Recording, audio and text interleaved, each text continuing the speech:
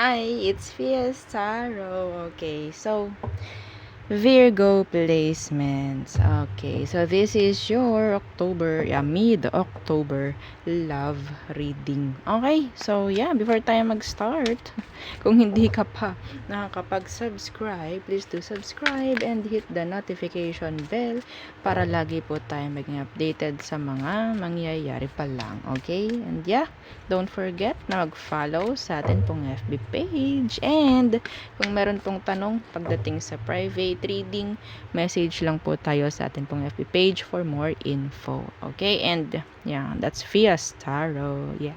Okay? Okay. Anong meron?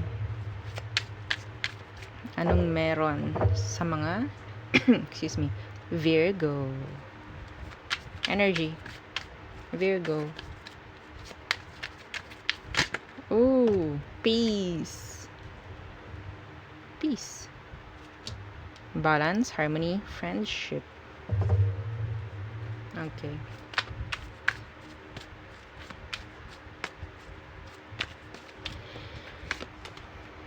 One day. Someday, somewhere, another time. Okay. Anong meron? Bigla akong nagutom. Gutom, oo. Okay. So, ano bang meron? Peace and one day. So, I guess, meron ditong energy na parang thinking na still one day siguro, mga ganyan. One day, isang araw. Na magiging okay rin. Kung ano bang situation ang meron. Okay? Okay.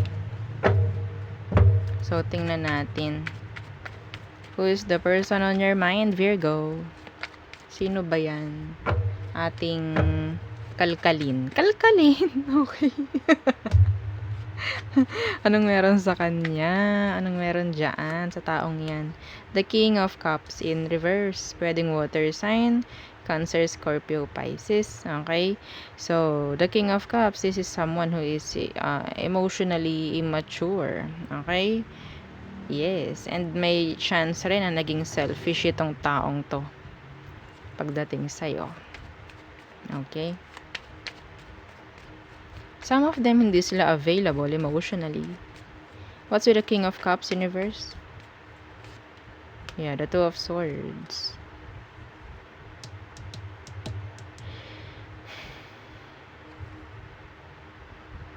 Yeah, may makasarili itong taong ito, Virgo.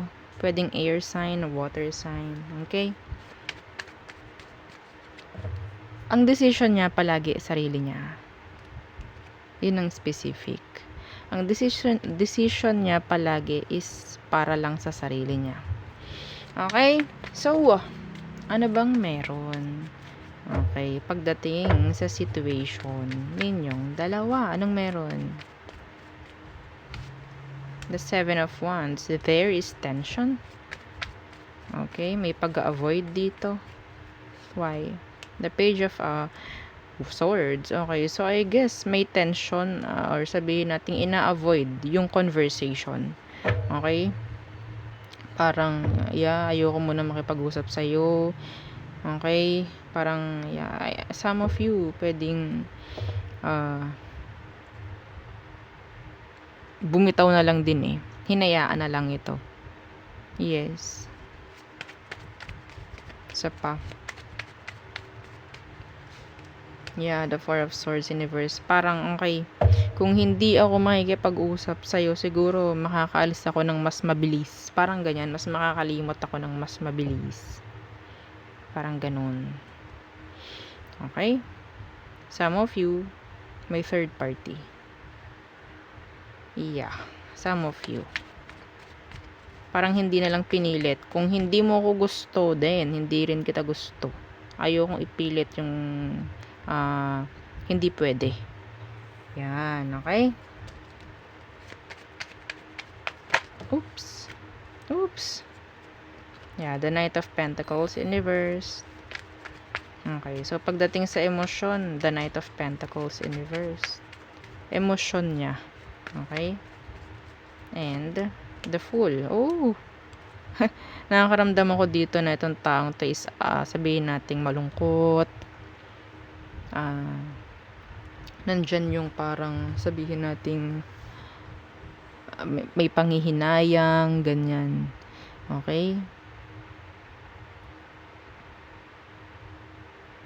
Bine-blame nito yung sarili nito. Yeah.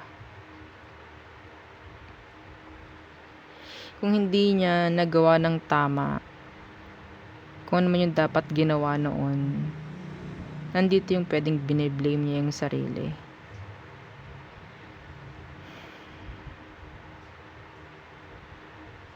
Nakakarinig ako dito na sayang. Parang ganun. Sayang.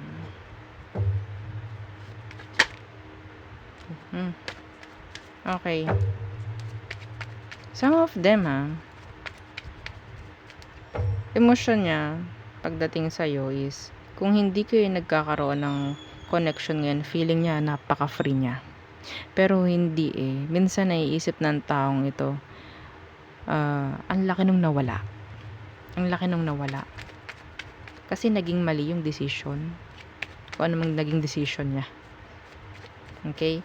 Ano ba ang emotion mo for them, Virgo? Virgo. Eight of Swords. Ooh. Stuck. The Ace of Wands in reverse. Some of you, ang nakikita ko rito, stuck pagdating sa emosyon. Hindi, ang daming tanong pagdating sa kanya na hindi nasagot. So, nandyan yung pwedeng naghahanap ka ng clarity dito. Okay? Naghahanap ka ng mga kasagutan. Okay? Like, umaasa. May pag-asa pagdating sa sitwasyong ito. Kasi parang parang hinayaan na lang nga din No, hindi ko pipilit yung ayaw. Hindi ko ipipilit yung hindi pwede. Pero, iba sa inyo talagang hindi pa rin totally may let go itong sitwasyon na to. Okay, the Ten of Wands and the Two of Pentacles. So, may pagdadalawang isip.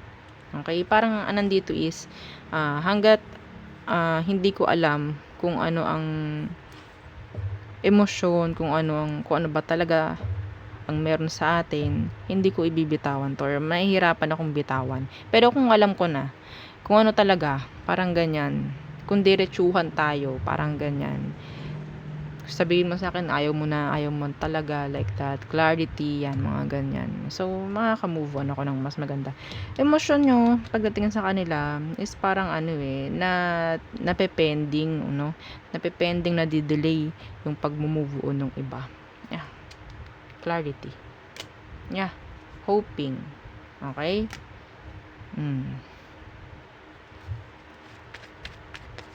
So, tingnan natin. Anong next action? Next action niya, the Nine of Cups. Wanting you.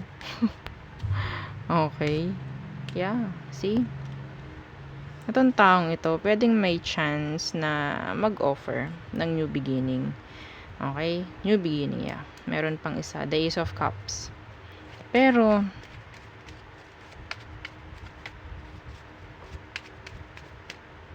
paano, kung ikaw, hindi ka pa rin totally healed and siya?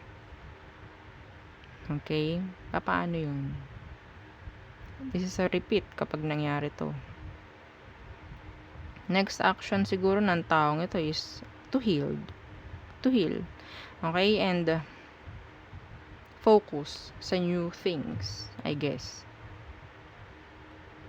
Sa career niya, sa kaperahan niya, mga ganyan.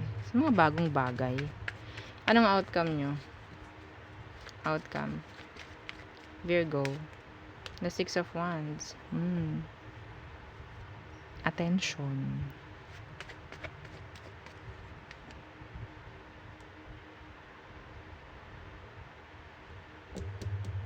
Nakakuha ko rito ng parang isa sa inyo magfo-focus, no? Pagdating sa sarili, outcome is pwedeng makuha yung attention ng isa. Dahil medyo nakikita ko marami ang magbabago. Okay? Makukuha mo yung attention, makukuha niya yung attention mo, mga ganun. Yeah, the Ace of Cups. Some of you, hindi ito yung person na pwedeng para sa'yo. I guess, pwedeng iba. Okay? Pwedeng iba.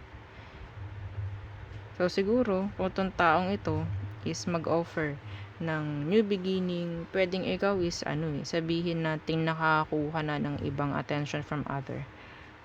Okay? Sino sa inyo? I don't know. Pwedeng both of you, siguro. Ang mahirap lang dito is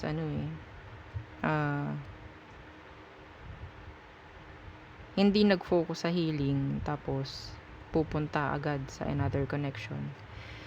Okay? Pero ang nakikita ko pa is focusing pagdating sa self. Ang nakikita ko mas pinakamaganda na outcome is self-love. Okay? Kung ikaw meron kang self-love, makakakuha ka ng attention. Yes. Kasi syempre, 'di ba? Kapag mahal mo sarili mo, hindi mo papabayaan 'yan. Syempre, 'di ba? Okay? So, makakakita ka ng makakakuha ka ng attention from other people. Kung binibigay mo is love sa sarili mo, okay, ang binabato mo kay universe is love, makakuha ka rin ng love pabalik. Okay?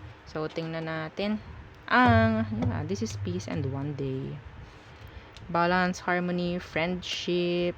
Yan. Okay? Masyadong komplikado.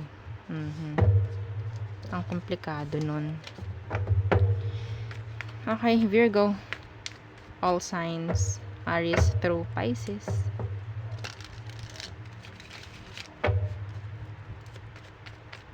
Okay, Aries. Being impatient. Yeah. You feel stuck. Taurus. Thinking of you a lot. Okay, ang daming iniisip pagdating sa'yo. Gemini.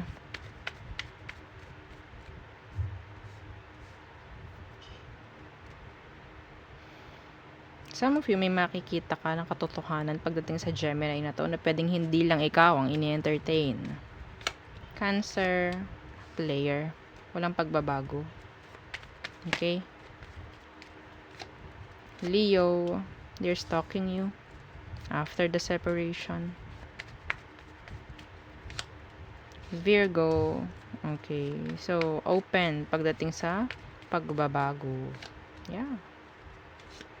Libra, okay, they're like hindi ka binibigyan ng sabihin nating tawag dyan affection or whatsoever. They're like detached and cold. Scorpio, thinking of you a lot. Okay, kung sila nagiging tahimik, some of them ginagawa nila yon on purpose. Okay. Sagittarius, they want a connection pero hindi nila alam kung paano a-actionan. Capricorns, okay,